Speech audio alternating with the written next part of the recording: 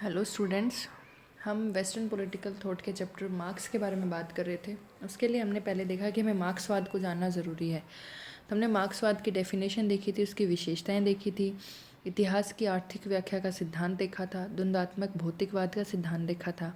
आज हम मार्क्स के एक अन्य सिद्धांत वर्ग संघर्ष सिद्धांत के बारे में बात करेंगे। मार्क्स ने कहा कि अब तक के समस्त समाजों का इतिहास वर्ग संघर्ष का इतिहास रहा है। तो वर्ग संघर्ष को समझने के लिए हमें इससे पहले इतिहास की आर्थिक व्याख्या का सिद्धांत देखा था। उसमें उन्होंने 6 स्टेजेस बताई थी और उन्होंने कहा था कि जो हर स्टेज होती है आदिम साम्यवाद की अवस्था को छोड़कर और लास्ट में जो साम्यवाद की अवस्था आएगी, बाकी हर स्टेज में 2 वर्ग बने हुए हैं, बस उनके नाम चेंज हो जाते हैं। उत्पादन के साधनों के आधार पर वो 2 वर्गों का निर्माण होता है। एक वर्ग वो होता है जो उत्पादन के साधनों पर स्वामित्व रखता है, एक वर्ग वो होता है जो सिर्फ मजदूरी कर कर या अपने श्रम से अपना पेट पालता है। तो उन्होंने देखा कि इन 2 वर्गों में सदैव संघर्ष चलता रहता है और यही उन्होंने 2 वर्गों का नाम दिया। जो पूंजीवाद के बाद उन्होंने 2 वर्ग कौन से बताए, एक तो पूंजीपति और एक श्रमिक वर्ग। तो ये वर्ग संघर्ष सिद्धांत उन्होंने क्या कहा कि समस्त समाजों का इतिहास है वो वर्ग संघर्ष का इतिहास रहा है। कुलीन और साधारण व्यक्ति, सरदार सेवक, संघपति श्रमिक निरंतर एक दूसरे के विरोध में खड़े रहे हैं। उनमें अबाध गति से संघर्ष जारी है। मार्क्स ने इससे निष्कर्ष निकाला है कि आधुनिक काल में पूंजीवाद के विरुद्ध श्रमिक संगठित होकर पूंजीवाद व्यवस्था को समाप्त कर देंगे तथा सर्वहारा वर्ग की तानाशाही स्थापित हो जाएगी। तो पूंजीवाद के बाद 2 वर्ग बताए थे। पूंजीपति जो अल्पमत में है, कम है क्योंकि उनके पास पैसा बहुत ज़्यादा है। तो हर व्यक्ति के पास बहुत ज़्यादा पैसा नहीं हो सकता, तो जिनके पास कंसंट्रेशन ऑफ मनी है वो लोग अल्पमत में हैं, वो पूंजीपति वर्ग हैं। बाकी ज़्यादा जो हैं बहुमत में हैं वो श्रमिक वर्ग हैं जो अपने श्रम से अपना पेट पालते हैं। तो ये 2 वर्ग इन्होंने बताए। इन दोनों वर्गों के बीच में इनके हित अलग अलग हैं, तो इनका संघर्ष चलता है। लास्ट में श्रमिक वर्ग है जो बहुमत में है, वो पूंजीपति को हटाकर अपना अधिनायकवाद स्थापित करता है और उसके बाद लास्ट में साम्यवाद स्थापित हो जाता है। वर्ग संघर्ष के सिद्धांत की आलोचना। कार्ल मार्क्स का दृष्टिकोण गलत है कि सामाजिक जीवन का आधार संघर्ष है। वास्तव में सामाजिक जीवन का आधार सहयोग होता है, न कि संघर्ष। मार्क्स ने घोषणा की है कि छोटे छोटे पूंजीपति समाप्त हो जाएंगे, लेकिन उन्होंने कब अपने विचार दिए थे और आज तक 1880s 90s में उन्होंने दिए थे। आज तक हमने देखा है कि ये पूंजीपति समाप्त नहीं हुए हैं, विकसित ही हुए हैं। ऐसा कोई कंट्री नहीं है जहाँ पर पूंजीपति ना हो। तो इन्होंने कहा कि बिल्कुल समाप्त हो जाएंगे, वर्ग विहीन समाज बन जाएगा। और तो ऐसा कुछ भी नहीं हुआ, ना वर्ग विहीन समाज की स्थापना हुई है। अगर कहीं साम्यवाद सरकार की स्थापना करने की कोशिश भी की है तो वो साम्यवाद श्रमिकों का साम्यवाद ना होकर एक पार्टी का साम्यवाद बन गया, एक पार्टी का शासन अधिनायकवाद बन गया है। तो ना पूंजीपति समाप्त हुए हैं, ना श्रमिक वर्गों की जो अधिनायकवाद है वो आया है। मार्क्स ने समाज में केवल 2 वर्गों की बात कही है, जबकि आधुनिक वर्ग में 2 वर्गों के बीच में एक महत्वपूर्ण तथा विशाल मध्यम वर्ग विद्यमान है। अब जब हम मॉडर्न एज देखते हैं तो इसमें पूंजीपति वर्ग तो है ही, श्रमिक वर्ग भी है, लेकिन इसके बीच में जैसे हम बोलते हैं ना मिडिल क्लास पीपल, तो एक मिडिल क्लास यानी मध्यम वर्ग है वो विशाल का है। सबसे ज़्यादा लोग होते हैं मिडिल क्लास के, पूंजीपति भी इतने नहीं होते, श्रमिक भी। तो एक विशाल का वर्ग है। तीसरा वर्ग जिसकी खूब इम्पोर्टेंस है, बहुमत में भी है, तो उसकी बात इन्होंने की ही नहीं है। तो ये इसकी कुछ आलोचनाएं थी। अब मार्क्स का अतिरिक्त मूल्य का सिद्धांत देखते हैं। अतिरिक्त मूल्य का क्या सिद्धांत है? मार्क्स ने अपनी पुस्तक दास कैपिटल, उन्होंने पुस्तक लिखी थी दास कैपिटल में अतिरिक्त मूल्य का सिद्धांत की विवेचना की है। मार्क्स की मान्यता है कि पूंजीपति श्रमिकों को उनका उचित पारिश्रमिक न देकर उनके श्रम का संपूर्ण लाभ स्वयं हड़प लेता है।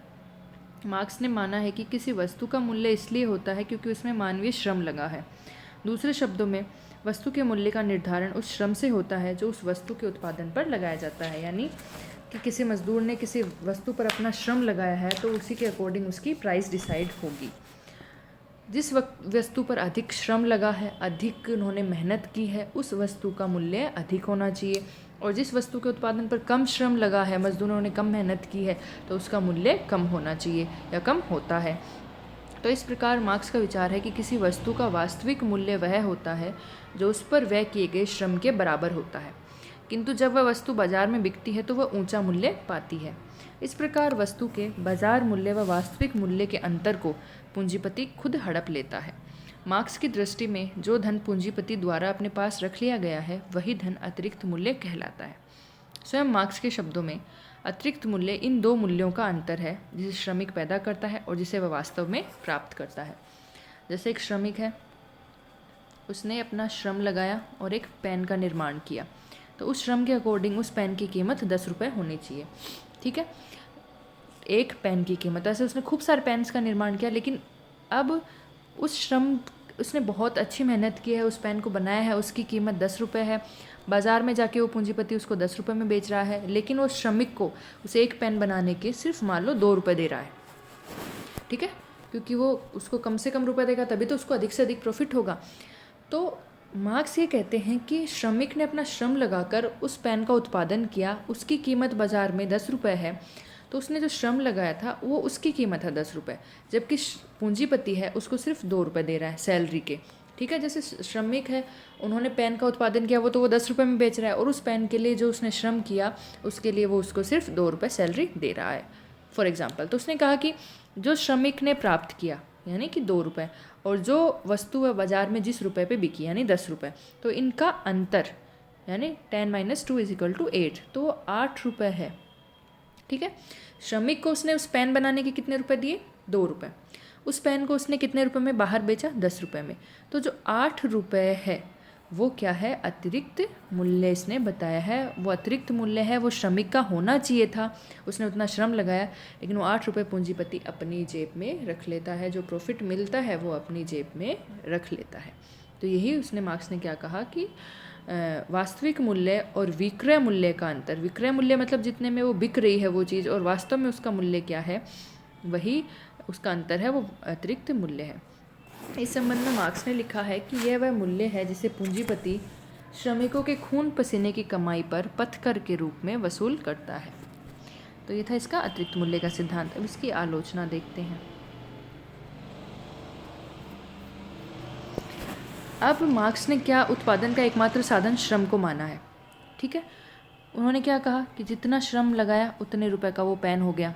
ठीक है, उसने इसको सैलरी दी 2 रुपये, तो 10 रुपये का वो पेन अगर बिका है बाज़ार में तो कह रहा है कि 10 के 10 उसको श्रमिक को देने चाहिए थे। लेकिन हम जनरली देखते हैं कि एक श्रम ही पेन के निर्माण में काम नहीं आता। पेन के निर्माण के लिए क्या चाहिए? पहले तो फैक्ट्री लगानी पड़ती है जहाँ पर पेन का निर्माण होगा। आप मैदान में बैठ के तो नहीं बना सकते ना, उस फैक्ट्री में आपको मशीन्स लगानी पड़ती हैं।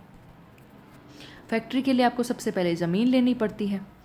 तो पूंजीपति क्या करता है? ज़मीन खरीदता है, तो उसने वहाँ पे भी अपना पैसा लगाया है, फिर फैक्ट्री बनाता है, उसमें मशीन्स लेके आता है, फिर उसमें कच्चा माल लेके आता है पेन बनाने के लिए। जैसे अगर प्लास्टिक की रिक्वायरमेंट है तो प्लास्टिक की, और अंदर कांच की अगर रिक्वायरमेंट है तो कांच लेके आता है। तो क्या डिफरेंट रॉ मटेरियल्स वो लेके आता है, उसके बाद वो श्रमिकों को रखता है, फिर उनको पैसा देता है। तो एक पेन को बनाने में सिर्फ श्रम लगा या और भी चीज़ें लगी, जैसे ज़मीन में उसने इन्वेस्ट किया, फैक्ट्री में किया, मशीन में किया, रॉ मटेरियल्स यूज़ हुए, और भी कई चीज़ें होती होंगी। तो एक पेन के निर्माण में सिर्फ एक श्रम ही नहीं लगता, इसके अतिरिक्त भूमि, पूंजी, संगठन और उद्यम का भी महत्वपूर्ण साधन होता है। उत्पादित वस्तु द्वारा प्राप्त लाभ को इन सभी साधनों पर वितरित करना उचित है। यानी कि वो श्रमिक को दे दे, यही उचित नहीं है कि उसने फैक्ट्री, ज़मीन, इन पे भी इन्वेस्ट किया है तो ये भी उस पेन के निर्माण में लगे हैं। ठीक है, इनका भी रोल है, एक श्रम का ही रोल नहीं है। मार्क्स केवल शारीरिक श्रम को महत्व देता है, मानसिक श्रम को नहीं। इन्होंने क्या कहा कि दूसरी आलोचना क्या है कि जो शारीरिक श्रम किया वो तो दिख रहा है मार्क्स को, लेकिन जो पूंजीपति है वो अपना मानसिक श्रम लगा रहा है, अपना जो अब दिमाग लगाएगा, आइडियाज़ नए नए लेके आएगा, तभी तो वो अपने अच्छे पेन का निर्माण कर पाएगा और वो मार्केट में टिकेंगे। क्योंकि पूंजीपति को भी कंपटीशन का सामना करना पड़ता है।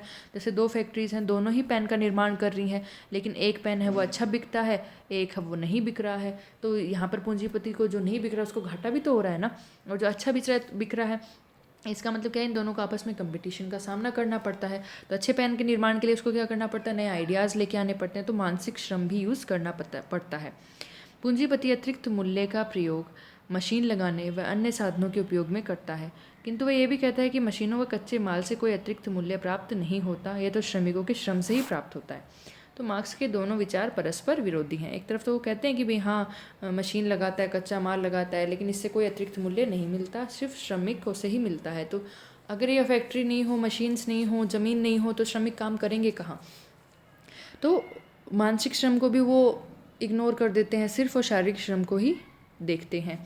तो ये उसकी कुछ आलोचनाएं थी।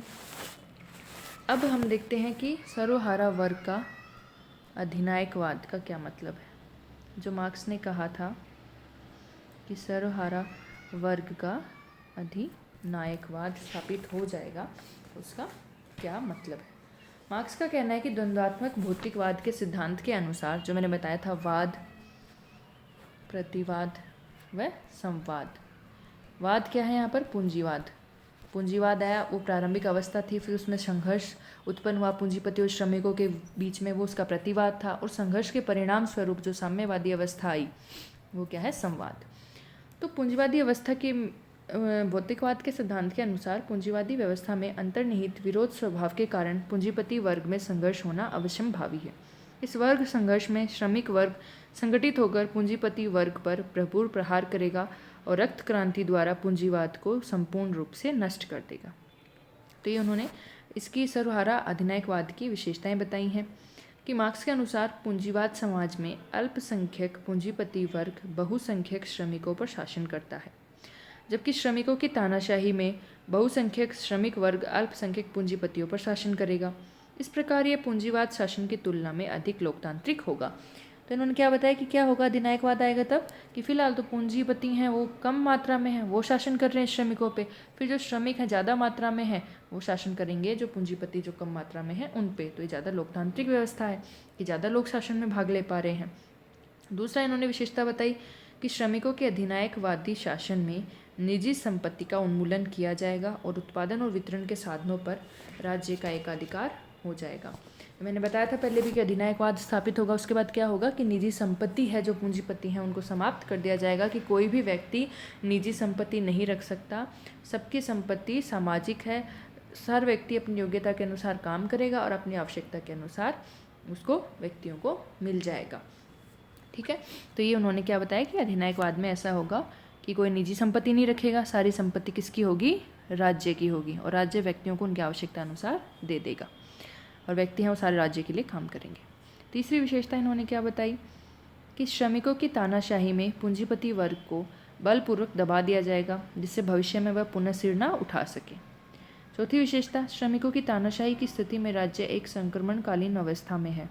संक्रमण काल में राज्य तो रहेगा, लेकिन जब पूंजीपति वर्ग को समाप्त कर दिया जाएगा, अर्थात वर्ग ही नहीं रहेंगे, क्योंकि श्रमिक क्या करेंगे? अधिनायकवाद आने के बाद में निजी संपत्ति को नष्ट करेंगे कि निजी संपत्ति किसी के पास होगी नहीं, राज्य के अंडर आ जाएगी वो, तो पूंजीपति भी नहीं होंगे। पूंजीपति समाप्त हो जाएंगे तो क्या होगा? वर्ग ही नहीं रहेंगे, तो वर्ग व्यवस्था समाप्त हो जाएगी। तो इसलिए धीरे धीरे राज्य भी समाप्त हो जाएगा, क्योंकि मार्क्स ने कहा था कि राज्य है वो सिर्फ पूंजीपति वर्ग की कठपुतली है और पूंजीपति वर्ग का ही साथ देता है।